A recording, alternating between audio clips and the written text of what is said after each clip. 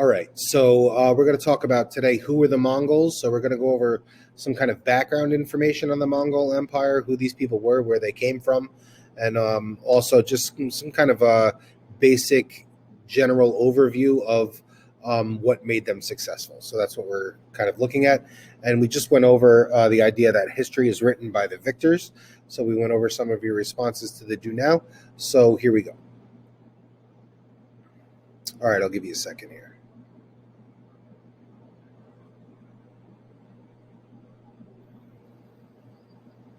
All right. So, for starters, we should begin by saying that the Mongols are kind of the exception to the rule, meaning that they are going to live a lifestyle that is very, very different from all the other kind of civilizations that we study, kind of around this time. Okay. So, it starts in 1206 under a guy named Genghis Khan. You will see resources refer to this person also as Chinggis Khan in 1206. So, and they are nomads. The Mongols are a group of nomadic tribes, right? So they are living a lifestyle, this nomadic lifestyle, long after the rest of developed world is not living nomadic lifestyles anymore.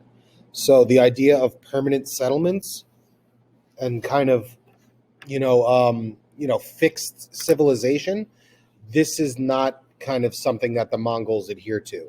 They are nomadic, they live life on the move, and their lifestyle kind of conforms to that reality. And that's a big part of what we talk about. So, Genghis Khan unites the nomadic tribes of the Mongols and kind of unites them under one kind of political structure. And then Genghis Khan kind of turns his eyes towards conquest, and he starts conquering neighboring territories, beginning with the areas around Mongolia, and then kind of branching out both east and west. And I'll go over what that looks like with you geographically, and I'll show you a map in a second. But the army is not particularly huge, 130,000 people, but they are excellent horsemen and have superior military tactics. So they are a warrior kind of civilization, and they use it to great advantage. And that's kind of the strategy that they use to become successful. So when we look at what this looks like and kind of where this is happening, you can see Mongolia is this green colored area kind of right in the middle of the map. And you can see the blue box. That's kind of where this begins. So Genghis Khan unites the Mongolian tribes in this particular area and then sends armies both east and west to start conquering everything in sight. All right, I'll give you a second here.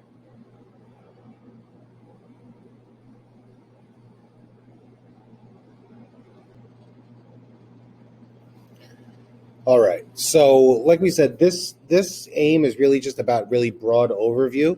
So we're going to give you kind of the story here, and then as we move forward in the next class periods, we will kind of zoom in and take a closer look at some of this stuff. So, Genghis Khan is really like the kind of founding father, if you will. Maybe pun intended. We'll get back to that.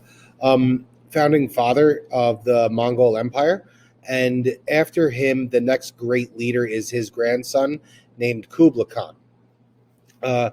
When he comes to control the Mongol Empire, is kind of when it is at its height. So you can see, the timeline here. Genghis Khan really starts this whole thing, and by the time his grandson, which is only 2 generations, right? So 2 generations later, the Mongol Empire has reached its height. So we're talking about like, a shooting star across the sky kind of in the grand scheme of things as far as the amount of time that the Mongol Empire is really prominent for. So expansion is a big part of the story here. So at its height, the Mongol Empire is going to reach all the way from the Pacific Ocean all the way to Central Europe, an unthinkable amount of land. And we will go over kind of what that looks like on a map in a second. But they are going to conquer China. They're going to overthrow Chinese dynasties, and they're going to install their own, dynasties in China, etc. So this is kind of a big, broad overview of really what the Mongol Empire is all about. came and went really fast based on military strategy and horsemanship, and conquered huge amounts of territory in very short amount of time. And they were nomads. Mongols traveled with everyone and everything. So as you go through the classwork today, you kind of go through an activity that depicts this style of life. So that will be kind of come into sharper focus, hopefully. Now, we mentioned that the Mongols were nomads, meaning they travel from place to place in order to survive. And that is true for the majority of their history. Once Kublai Khan comes to power and the Mongols conquer China and they establish their own dynasty in China, they kind of become stationary and they do settle down. And the Mongols become kind of a more traditional civilization, similar to the ones that we have looked at in the past. And they kind of abandon a lot of that nomadic lifestyle that was a hallmark of their society for so long. So that's worth mentioning. You can look at the map and you could see the just sick amount of land that they conquered. So everything from the Korean Peninsula, they even tried to invade Japan at one point.